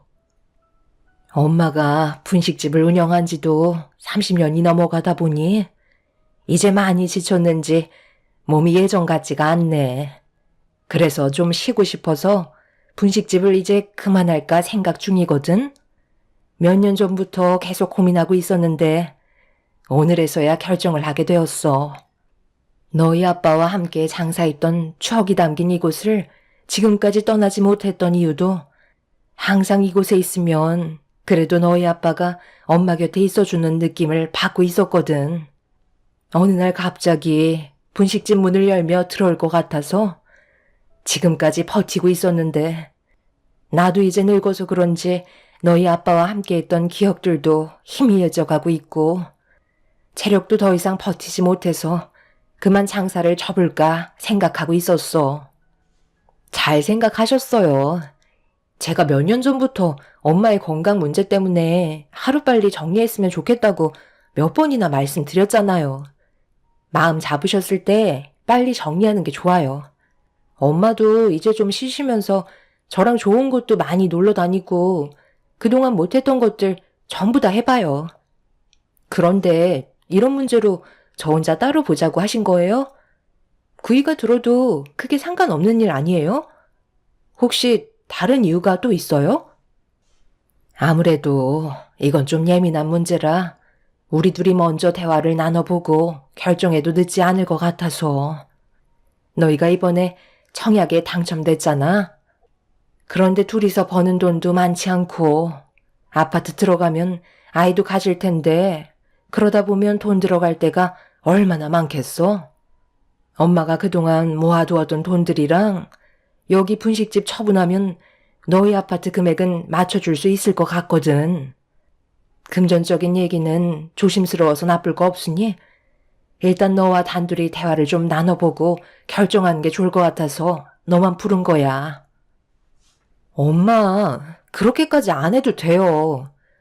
저희 둘이 버는 돈이랑 대출 좀 받으면 충분히 금액 맞출 수 있어요. 급하게 할 필요 없으니까 저희한테 아무것도 안 해주셔도 돼요. 엄마 몸부터 좀 챙기시고 그동안 분식집 때문에 못 갔던 병원도 좀 다니시면서 건강 관리부터 하세요. 엄마가 저를 따로 부른 이유는 금전적으로 지원해 주려고 부르신 거였어요. 평생 힘들게 모아두셨던 돈을 제가 함부로 사용할 수 없다는 걸 너무나도 잘 알기 때문에 엄마의 도움을 거절하게 되었습니다. 마음 불편하게 살고 싶지도 않았어요. 하지만 엄마는 반대로 제 삶이 조금 더 여유 있길 바라셔서 도와주고 싶어 하셨습니다. 만약 남편이 옆에서 금전적인 대화에 참여했다면 부부싸움이 날 것 같은 느낌이 확실하게 들었던 순간이었고 엄마의 결정이 옳았다는 걸 알 수 있었죠. 엄마와 한참 동안 해결되지 않는 대화를 주고받다 보니 시간은 금세 저녁 시간이 되었고 나중에 다시 시간 약속을 잡는 게 좋을 것 같다고 판단하게 되었어요. 하루아침에 모든 걸 결정하기에는 저와 엄마와의 대화는 끝이 없었습니다. 엄마는 남편이 좋아하는 분식류들을 한가득 포장해서 주셨고 집에 돌아왔을 때 남편은 퇴근하고 저를 기다리고 있었죠. 양손 가득 들고 온 분식류들을 보자 남편이 저 혼자 다녀왔냐며 바로 저희 엄마의 건강 상태부터 물어봐 주었습니다. 언제나 저희 엄마부터 챙기는 남편이 너무 고마웠고 엄마와 나눴던 문제에 대해 고민을 털어놓고 싶었지만 엄마가 저를 따로 부를 만큼 조심해서 나쁘지 않을 것 같아 남편에겐 미안하지만 엄마와 나눴던 대화를 꺼내놓을 수는 없었습니다. 해결되지도 않은 문제점에 대해 굳이 남편에게 말해서 일을 키우고 싶지도 않았어요. 그날 이후 몇 번이나 엄마의 요청으로 분식집을 찾아가게 되었고, 제 의견은 아예 반영하지 않고 밀어붙이려는 엄마의 모습이 저를 당황스럽게 만들 정도였어요. 저도 아이를 낳으면 엄마의 마음을 알 수 있다면서 지금까지 돈을 모은 이유도 제가 앞으로 살아가는데 조금이나마 도움을 주고 싶어서 평생 동안 분식을 팔아서 모은 돈들이라며 허튼 곳에 쓰고 싶지 않다고 계속해서 저를 설득하셨습니다. 결국 엄마의 도움을 받는 걸로 결정을 하게 되면서 이런 상황을 남편에게도 설명을 하게 되었어요. 제 말에 많이 당황한 남편은 그렇게 하지 않아도 된다며 저와 똑같은 반응을 보였지만 저희 엄마의 도움으로 자리를 잡을 수 있는 시간을 더 빨리 단축시킬 수 있다는 장점을 얘기하면서 아파트에 입주하게 되면 저희 엄마를 모셔야겠다는 예상치 못한 말을 꺼내 놓았습니다. 그렇게 저희 부부는 엄마의 도움을 받아 신혼집 잔금을 치르게 되었고 그토록 바라던 새 아파트에 입주를 하게 되었습니다. 우리 엄마도 이 집에서 함께 지내시는 게 좋을 것 같다고 당신이 예전에 나한테 말했던 거 기억나? 최근에 엄마의 건강 상태가 더 안 좋아지셔서 계속 신경 쓰이는데 차라리 우리 집에서 함께 지내는 게 좀 더 마음이 편하지 않을까? 당신 생각은 어때? 나야 뭐 당연히 장모님께서 들어오시길 바라지. 하지만 장모님이 그걸 원치 않으실걸? 말씀이라도 드려봤어. 아직 얘기는 안 해봤는데 분명 싫다고 하시겠지. 괜히 또 다른 문제를 일으키게 될지도 모른다는 생각에 안 들어오실 것 같아. 그게 당연한 거야. 어느 부모가 자식한테 피해를 주고 싶어 하시겠어? 괜히 눈치만 보이게 된다니까. 어쩌면 혼자 계시는 게 속 편하실지 몰라. 나도 장모님 건강이 걱정되긴 하지만 섣불리 우리 집에 들어와서 지내시다가 알게 모르게 스트레스 받으셔서 건강이 오히려 더 악화가 될 수도 있을걸? 뭐든지 신중하게 결정하는 게 제일 좋지 않겠소? 남편의 말이 틀린 건 아니었지만 엄마의 건강 상태가 너무 안 좋아 계속 신경이 쓰이고 있었죠. 병원에서는 크게 문제가 없다고 했지만 날이 가면 갈수록 엄마의 건강은 점점 더 악화만 되어갔고 더 이상은 그냥 두고만 볼 수 없어 저와는 병원을 절대 가지 않겠다던 엄마를 모시고 좀 더 큰 병원에서 검사를 받아본 결과 의사에게 충격적인 진단 결과를 듣고 말았습니다. 췌장에 암이 생긴 상태라 수술도 불가능한 상황이었어요. 이 사실을 미리 알고 계셨던 엄마는 그래서 분식집을 정리하신 거였고 이미 수술을 한다고 해서 좋아질 수 있는 확률도 없었다는 걸 아셔서 하나둘 정리를 하고 계셨던 거였네요. 저는 이런 사실을 전혀 모르고 있던 상황이라 너무 큰 정신적 고통이 뒤따랐고 오래 버티지 못하실 거라는 의사의 말에 그 자리에서 오열을 하고 말았습니다. 췌장암이라는 게 초기에 발견될 수 있는 확률이 거의 없기 때문에 어쩔 수 없다는 의사의 말에 기적을 바라볼 수 없냐고 여쭤봤지만 고개를 절레절레 흔드셨습니다. 엄마도 이미 손을 쓰지 못한다는 사실을 아시고 저에게 계속 이 사실을 숨기고 계셨던 거였어요. 남은 기간은 길어야 6개월의 시간이 주어진 상태였고 저는 중병에 걸리신 엄마를 일단 집으로 모셨습니다. 그런데 집에 도착하니 꽤 시끌벅적한 소리가 현관문 밖에까지 들리더라고요. 그리고 문을 열자마자 눈앞에 펼쳐진 광경에 입을 다물지 못했네요. 왜 이렇게 늦게 왔어?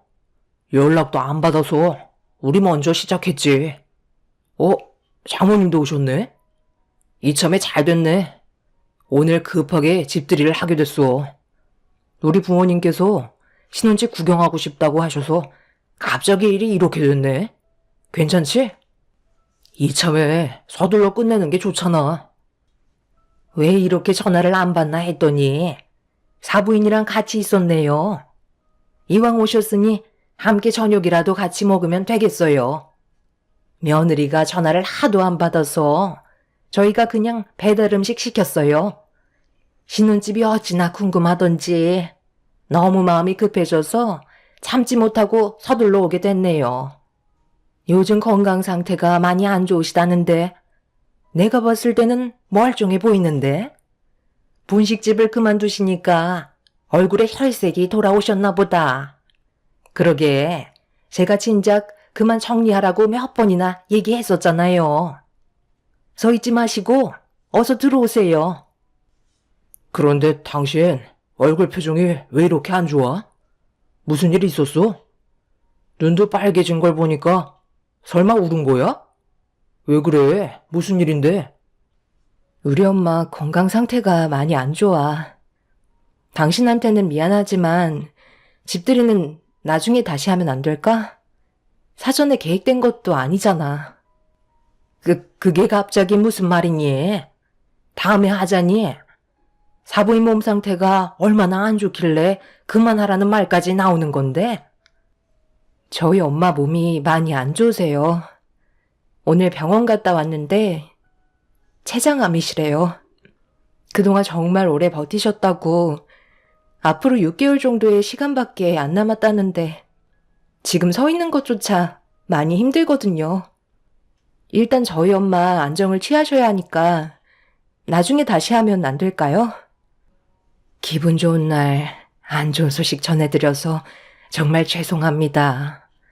이럴 줄 알았으면 그냥 집으로 돌아갔을 텐데 거리가 너무 멀어서 일단 휴식 좀 취하려고 잠깐 들렸거든요. 방에 들어가서 누워있으면 되니 저는 신경 쓰지 마시고 마저 식사하시면 될 것 같네요. 그게 되겠어요? 벌써 사부인의 몸이 어떤 상태인지 벌써 다 들었는데 음식이 목으로 넘어가겠냐고요. 아들, 오늘은 일단 일이 이렇게 됐으니 나중에 다시 오도록 하마. 사부인께서도 일단 휴식을 취하셔야 한다잖니. 잠깐만요. 이제 막 시작하려는데 왜 가시려고 그래요? 장모님도 신경 쓰지 말고 마저 식사하라고 얘기하셨잖아요. 그렇긴 한데 아무래도 영 신경 쓰여서 말이야. 우리도 힘들게 시간 내서 오긴 한 건데 어쩌겠니? 환자가 우선이잖아.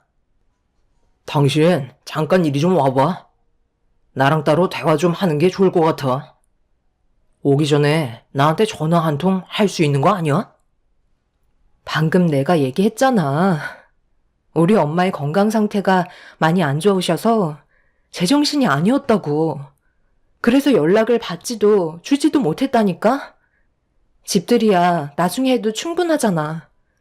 엄마가 마음 편히 쉴 수 있게 당신이 이해 좀 해주면 안 될까?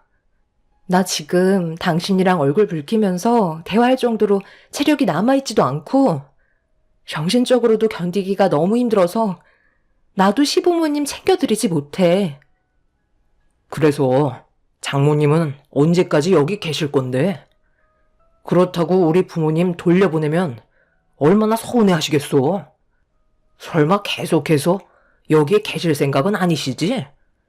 췌장암 걸리신 건 안타깝게 생각하지만 그렇다고 우리 집에서 환자와 함께 지내는 건 좀 그렇지. 엄마는 우리 집에서 같이 지내면 안 되는 거야? 우리가 지금 여유 있게 생활할 수 있는 게 누구 덕인지 벌써 잊었어? 아니, 장모님이 집이 없으신 것도 아니신데 그냥 택시 타고 보내드리면 되잖아. 나는 내일도 집들이가 잡혀 있다고. 회사 사람들까지 전부 다 오기로 했는데 그럼 그것도 취소해야 된다는 거야? 당신 왜 이렇게 이기적이야? 장모님만 집으로 돌아가시면 아무 문제 없는 건데 꼭 이렇게까지 미련한 모습을 보여줘야만 되겠어? 당장 집으로 돌아가시라 해. 당신은 나한테 한마디 상의도 없이 지금 다음날 집들이까지 잡았다고? 나한테는 지금까지 한마디도 하지 않아놓고 무턱대고 당신 혼자서 일을 벌이면 어쩌자는 거야. 그리고 지금 엄마 혼자서 버틸 수 있는 몸이 아니라고 분명 얘기했잖아. 누군가 옆에 있어줘야 하는데 내가 당신 보고 옆에 있어주라고 했어?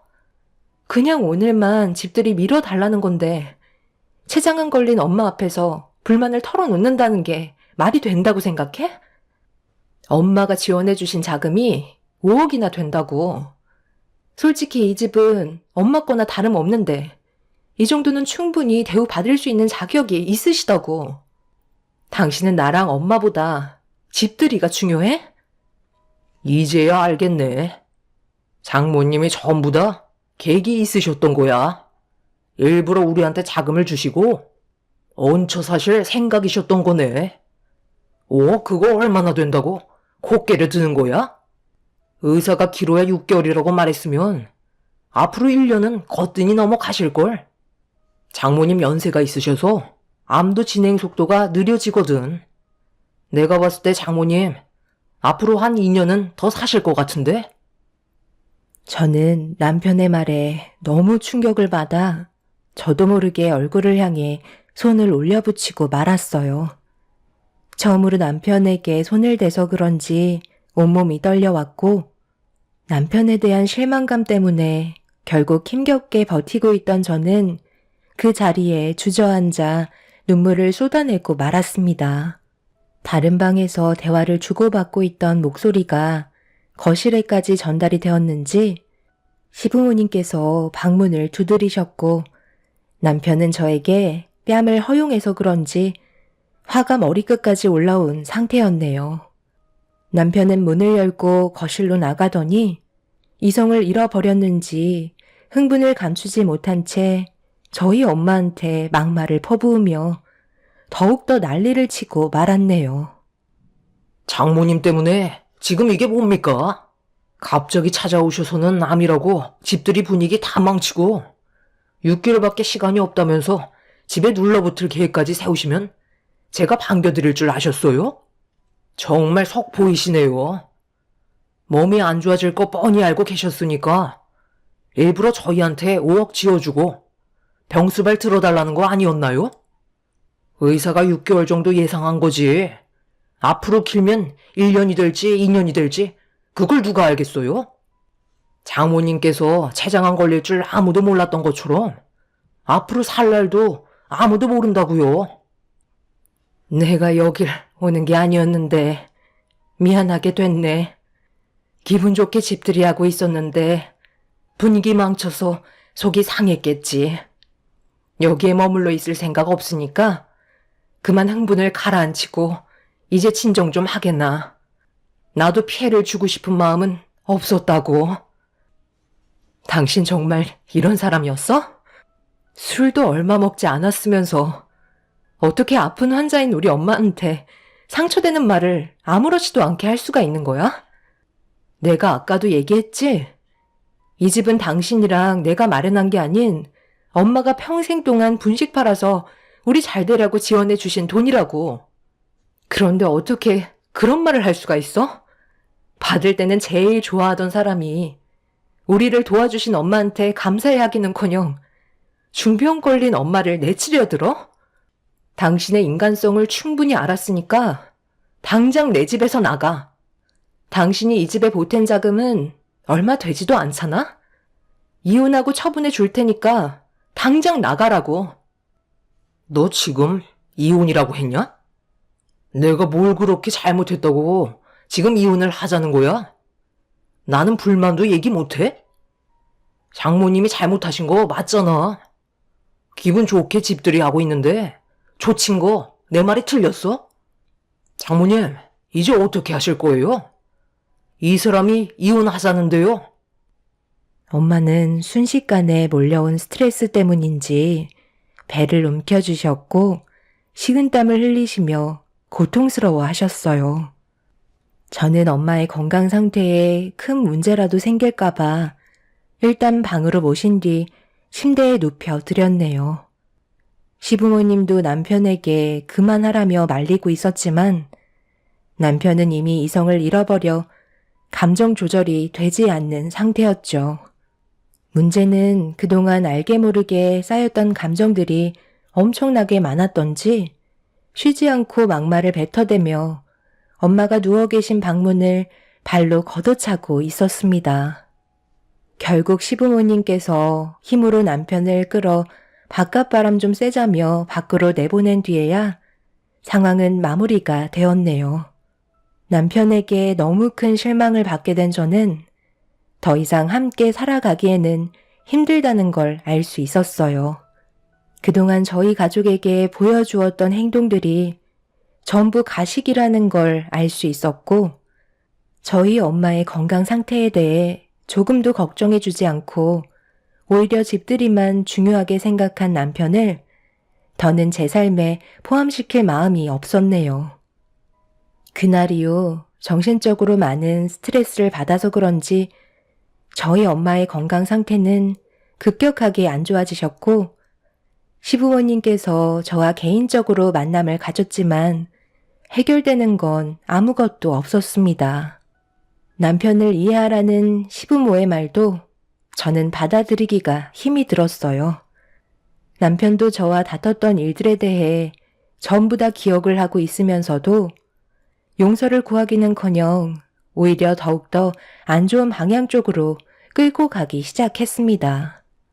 그동안 쌓아왔던 남편에 대한 신뢰가 한순간에 무너지는 순간이었고, 결국 저희는 이혼을 선택하게 되었죠.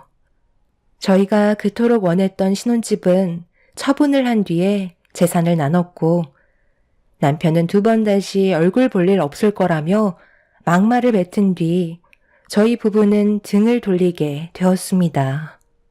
그렇게 이혼을 하고 시간이 지나는 동안 저는 엄마를 보살펴 드리면서 남은 시간을 함께 보내고 있었어요. 엄마와 함께하는 모든 순간들을 소중하게 생각하며 지내던 어느 날, 엄마와 오랜 시간 동안 대화를 나누다가 잠이 들었는데, 다음날 아침에 옆에 누워 계신 엄마를 부르며 깨우는 순간, 저는 그 자리에서 오열을 하고 말았어요. 더 이상 엄마는 제가 부르는 소리에 반응을 하지 않으셨고 깊은 잠에 빠지셨네요.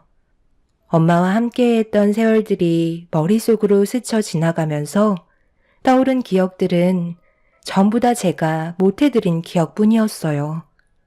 어렸을 적엔 온갖 투정만 가득했던 어린이였고, 성인이 돼선 엄마에게 손을 벌리는 불효자였었네요. 모든 걸 아낌없이 내어주신 엄마는 그렇게 제 품에서 떠나고 마셨습니다. 엄마를 떠나보내드린 뒤 저는 한동안 아무것도 할 수가 없었어요.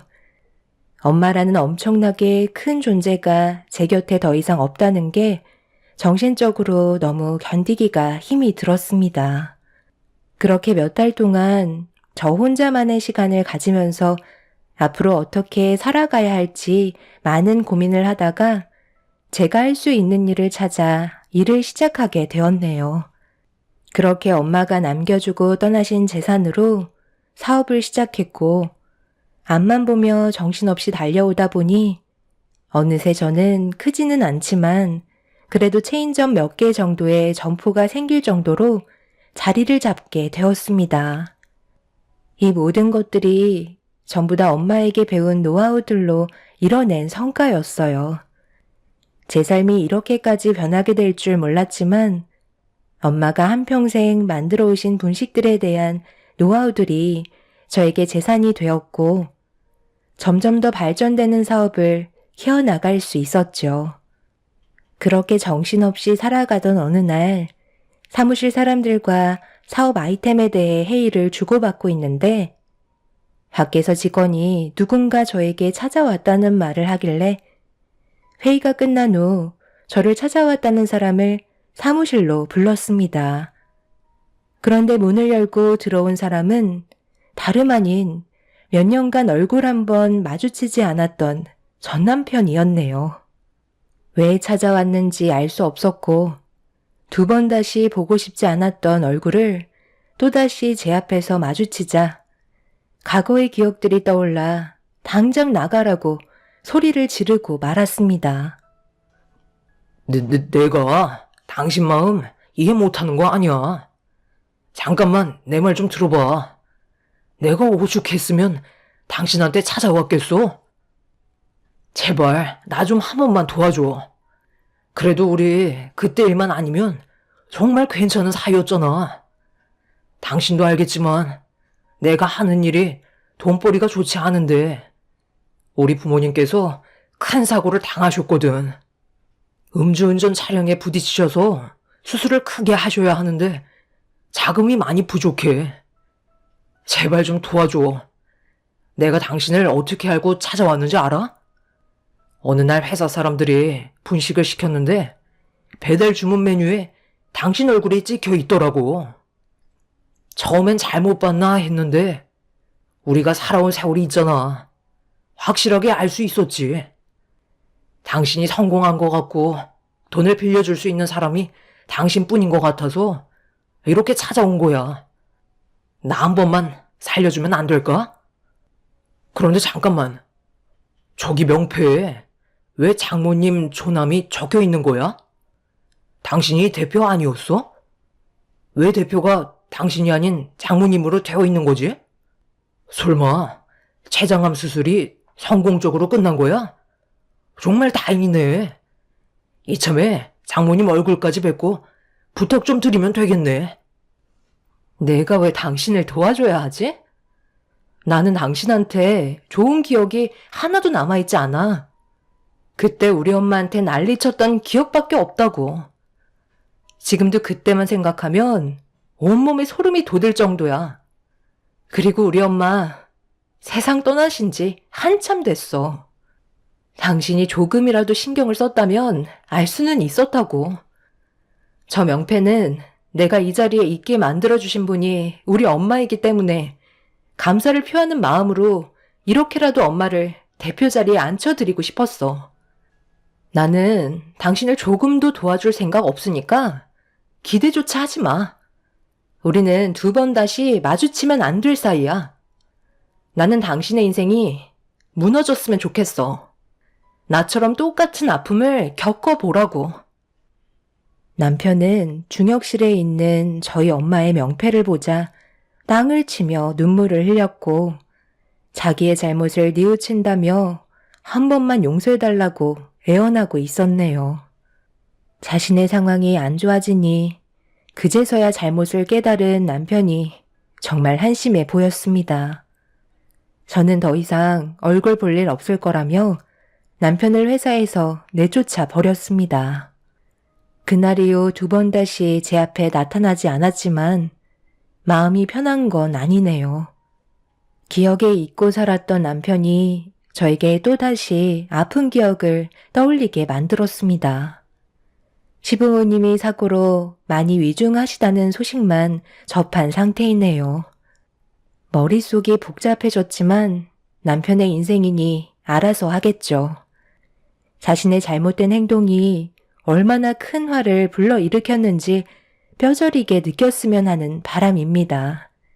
제 사연 들어주신 분들 감사합니다.